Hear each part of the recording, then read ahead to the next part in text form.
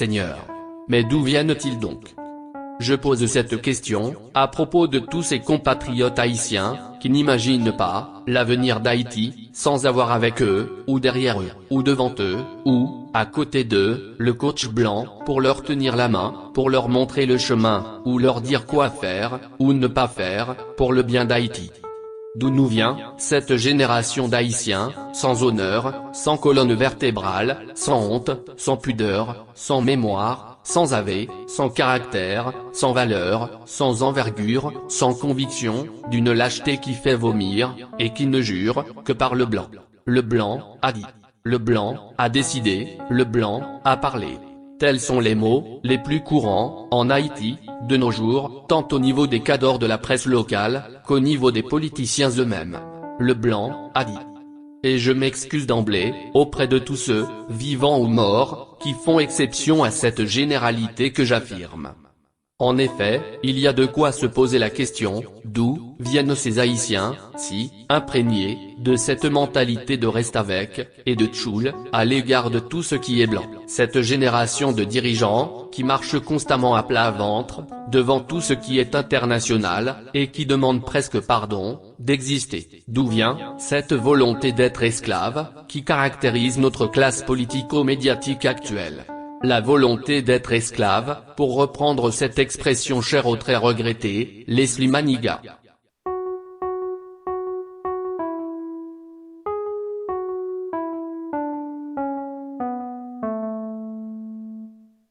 Il faut dire que déjà, du temps de l'esclavage, les Haïtiens n'étaient pas tous animés de cette volonté d'être libres. Il y avait ceux, comme Dessalines, Christophe, Macandal, Boukman, etc., qui voulaient être libres, et qui s'en étaient donné les moyens. Mais il y avait aussi ceux pour qui, au contraire, être libre représentait un fardeau, trop lourd à porter, et qui se sentaient plus confortables, dans leur rôle d'esclaves domestiques, dans la maison, ou dans la cour du blanc. Cette catégorie considérait ce combat pour la liberté, comme une menace pour leurs propres intérêts. Ils étaient terrifiés, à l'idée d'être libres, et responsables d'eux-mêmes. Aussi, se mettaient-ils volontiers, avec leur maître blanc, pour combattre, et étouffer dans l'œuf, tout mouvement de libération. Il faut reconnaître, que ces dernières années, cette race d'Haïtiens, cette catégorie d'esclaves domestiques, a réussi, à s'emparer des commandes du pays d'Haïti. D'où ce constat douloureux, où l'Haïtien fier, a l'impression d'être redevenu, esclave, dans son propre pays.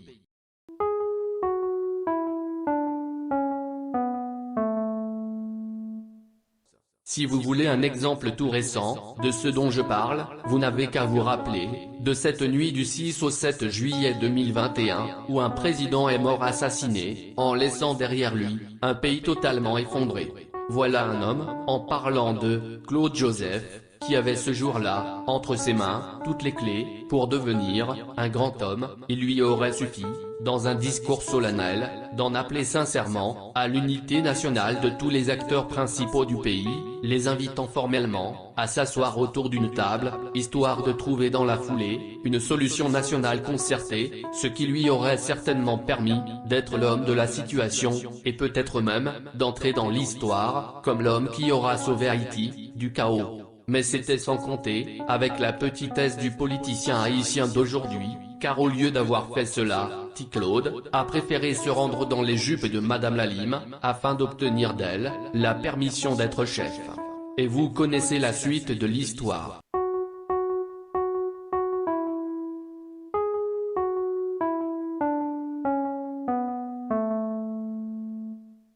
Je vous mets au défi, de me dire, depuis que vous êtes le reste avec du blanc, et qu'il vous dicte les moindres décisions à prendre pour votre pays, et à qui vous obéissez, au doigt et à l'œil, dans ses moindres désirs, depuis que vous êtes au garde à vous devant le blanc, guettant ses moindres dictats, vous a-t-il déjà dicté une quelconque décision, ayant contribué à soulager l'enfer que vit le peuple haïtien? Je vous laisse réfléchir à la réponse. Par contre, je pourrais vous rappeler 1001 exemples qui prouvent, sans l'ombre d'un doute, que ce blanc dont vous attendez les ordres est le principal artisan du malheur de votre pays, qu'il a toujours voulu et a toujours œuvré pour vous jeter dans ce trou béant où vous êtes aujourd'hui. Il n'y a pas de pire catastrophe ambulante qu'un peuple qui oublie jusqu'à son histoire. Il se trouve que, l'Haïtien, n'a aucune mémoire, aucune conscience de lui-même. Il se contente de vivre comme il peut, de travailler, s'il peut, de manger, quand il peut, de danser le compas, d'acheter, de vendre, de consommer ce qu'il peut, etc. Sans jamais se poser les bonnes questions, qui suis-je? Comment vis-je? D'où viens-je? Où vais-je? Etc. Yoban moins Koua fait moins mal, c'est ce qu'il répète, à chaque fois qu'il reçoit un coup. Sans jamais se dire, qu'il y a peut-être un moyen, de ne plus recevoir de coups, ou même, de rendre coup pour coup. Si les États-Unis avaient voulu le bonheur d'Haïti, cela se saurait, depuis longtemps, et cela se traduirait depuis longtemps, dans les faits. Mais les faits historiques, nous ont toujours enseigné, l'exact contraire. Et les faits sont têtus, et les faits ne mentent pas. Pauvre génération, sans mémoire. Avez-vous déjà oublié, la Navase, où nous nous sommes fait voler, une île entière, par ce même pays, dont vous attendez votre salut? Avez-vous déjà oublié, 1914 et 1915, où le blanc, non content d'avoir pillé nos caisses, mais a aussi œuvré, de toutes ses forces, pour rétablir, l'esclavage, sur cette terre d'Haïti? Avez-vous déjà oublié, Chada, 1941, où le blanc, a conduit Haïti, jusqu'à la ruine et la famine, dans un projet foireux, où il fallait couper les arbres fruitiers d'Haïti, pour les remplacer par une forêt de caoutchouc, destinée au marché américain, et puis, du jour au lendemain, le blanc, ayant découvert le caoutchouc synthétique, décida que, Chada, c'était fini. Du coup, le pauvre paysan haïtien, ruiné et affamé, s'étant retrouvé avec des forêts de caoutchouc, à perte de vue, à ne savoir qu'en faire, n'avait plus que les yeux pour pleurer. Avez-vous déjà oublié, 1981, 40 poux gros, 20 poux moyennes, 5 poux petits? Ce fameux slogan, qui cacha, l'escroquerie du siècle, où, nos paysans, se sont retrouvés, encore une fois, ruinés, dans cette autre aventure foireuse, doublée d'une vaste escroquerie, où, sous prétexte de peste porcine africaine, ils ont été sommés d'éliminer totalement le cheptel de cochons créoles haïtiens, au profit de cochons roses, made in USA.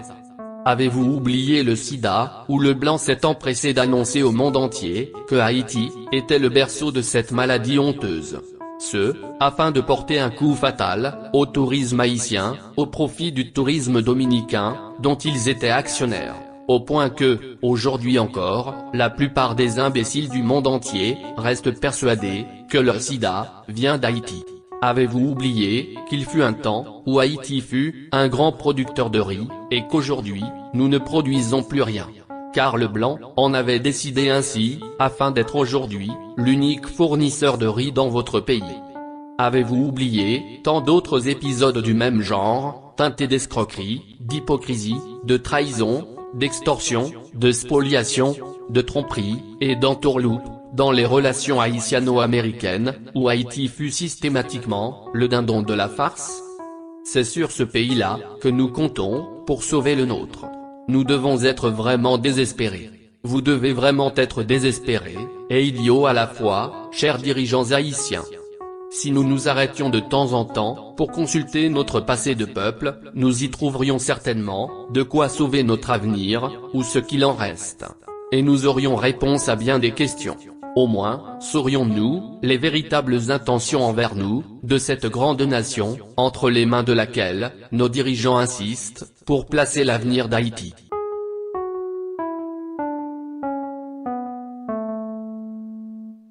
Du 24 juin 1948 au 12 mai 1949, pendant près d'un an, lors d'un formidable pont aérien, entre l'Amérique et l'Europe, des milliers d'avions, principalement américains, ont apporté, vivres et combustible aux plus de 2 millions de Berlinois vivant dans la partie ouest de la ville, frappée par un blocus soviétique.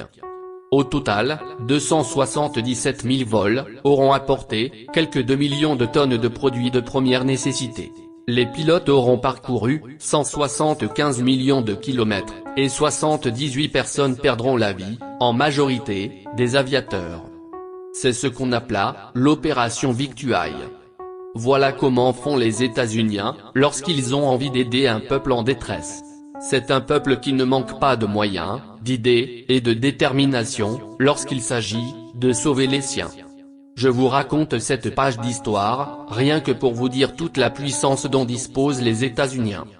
Et savez-vous, tous les moyens qu'ils déploient actuellement, à l'échelle du monde, pour poursuivre, jusqu'au bout de la planète, ici ou là, des terroristes, des narcos, et des soi-disant armes de destruction massive. Et savez-vous combien de temps faudrait-il, à une force spéciale américaine, pour nous débarrasser d'un petit groupe de bandits, et de kidnappeurs de grands ravines, de villages de dieux, de martissants, de croix des bouquets, etc., qui pourrissent la vie de tout un peuple? C'est un problème qui aurait pu être résolu, en une matinée. Si les États-Unis avaient voulu aider le peuple haïtien, en quoi que ce soit, ce serait l'affaire de quelques jours, pour que beaucoup de tourments leur soient épargnés. À défaut de le faire pour l'amour du peuple haïtien, ils auraient pu, au moins le faire, comme un geste envers leurs copains PHTK, qu'ils ont placés au pouvoir, histoire de leur donner des arguments de campagne électorale. Mais ils ne le font pas. Demandez-vous pourquoi. Alors qu'ils sont prêts à déployer toute une armée pour venir débusquer un misérable trafiquant de marijuana en Haïti. Pourquoi n'en profiteraient-ils pas pour nous aider à neutraliser de véritables bandits? C'est bizarre, diriez-vous. Pourtant non. C'est historiquement cohérent. C'est que le président Roosevelt est mort, en laissant à ses successeurs, un testament redoutable, que ces derniers ont respecté à la lettre, quant au traitement particulier, à réserver aux Haïtiens, s'assurer qu'ils vivent l'enfer à petit feu, jusqu'à la fin des temps, pour le prix d'avoir cassé les chaînes de l'esclavage, et voué ainsi, à la ruine, les propriétaires d'esclaves qui assuraient ainsi, leur fortune. Et pauvres de certains d'entre nous, nous n'avons toujours rien compris à ce plan, et nous tendons bêtement, la joue droite, ainsi que le bâton pour nous faire battre.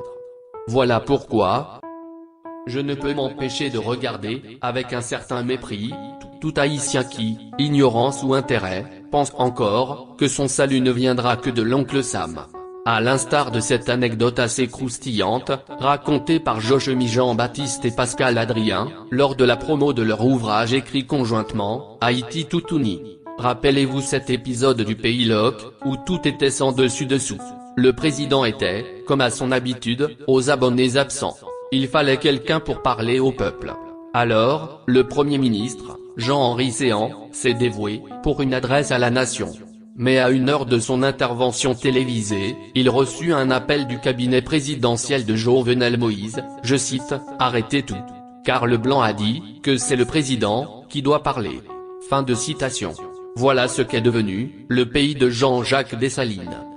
Ce sont les mêmes qui, dès le 1er janvier venu, se déguisent en costard blanc, pour aller fêter, notre, indépendance. Et qui, dès le 2 janvier, se précipitent dans les ambassades, pour y recevoir les instructions de l'homme blanc. Et qui n'y voient aucune contradiction.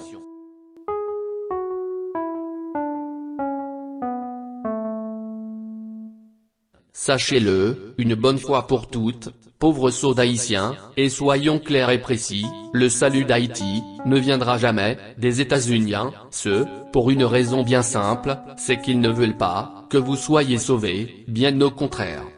Si vous aviez lu et compris l'histoire d'Haïti, votre histoire, vous sauriez, que non seulement, ils n'ont jamais voulu le bonheur des Haïtiens, mais c'est encore pire que cela. Ce qui se passe actuellement en Haïti, l'insécurité, l'appauvrissement, la déshumanisation, la décapitalisation jusqu'au centime, les conflits permanents, le diviser pour régner, la gangstérisation de la société, l'effondrement total de l'État, etc. Tout cela va exactement, dans le sens précis, du scénario états-unien pour Haïti. Alors, à tous ceux qui pensent obtenir les bonnes grâces de l'oncle Sam, en trahissant leurs propres compatriotes, pour lui faire plaisir, laissez-moi vous dire ceci, et vous vérifierez. L'avenir d'un président haïtien, soutenu par les États-Unis, est aussi incertain que l'avenir d'un rouleau de PQ. Le problème avec le PQ, c'est qu'il n'est utile qu'avant. Si vous aviez pu parler à Noriega, tête d'ananas, à Emmanuel Toto Constant, à Guy Philippe, ou à Oussama Ben Laden, ils vous le confirmeraient, tous. Ils furent tous, d'excellents serviteurs des États-Unis, pour les basses besognes. Sauf que, traître un jour, traître toujours. Les États-Unis n'ont pas pour habitude, de laisser en vie, ou en liberté, ceux qui les ont servis, en trahissant leur peuple. Ceux-là, leur dernière demeure, est dans une prison, haute sécurité, ou au cimetière. Quant à Ben Laden, il fut jeté à la mer, après avoir été tué, par ceux-là même, qui l'avaient servi fidèlement, peu avant. Un traître, reste un traître, et n'est pas recyclable. Alors, ceux qui ont placé l'avenir d'Haïti, aux mains des États-Unis, n'ont pas fait mieux qu'un agneau ayant confié ses brebis à des loups affamés. Ce qui explique aujourd'hui, qu'Haïti n'a plus d'avenir. J'espère que ceux-là, ont été très bien payés, pour le mal que cela nous en coûte. Et j'espère que mes réflexions, à défaut de sauver Haïti, vous font au moins, rougir de honte, en mesurant l'étendue de votre imbécilité chronique. Car, s'il fut un temps, où nous pouvions encore quelque chose, pour sauver Haïti. Aujourd'hui, grâce à vous, nous sommes plus mal barrés que jamais. Alors, imbéciles, apatrides, traîtres, ou lâches, à vous de choisir votre meilleur profil.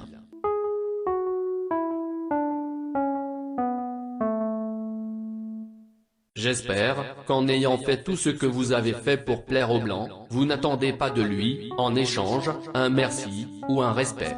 Car vous n'aurez, ni l'un, ni l'autre. Ce n'est pas son genre. D'ailleurs, vous devez sûrement le savoir, personne n'a jamais obtenu l'estime de personne, en se couchant à plat ventre devant lui. Bien au contraire. J'entends souvent parmi vous, et même, parmi les plus indignes d'entre vous, prononcer cette belle phrase, « Nous avons fait l'histoire ». Désolé de vous décevoir, mais vous n'avez rien fait du tout. C'est Dessalines qui a fait l'histoire, c'est Toussaint, Christophe, Pétion, Capois, et les autres, qui ont fait l'histoire.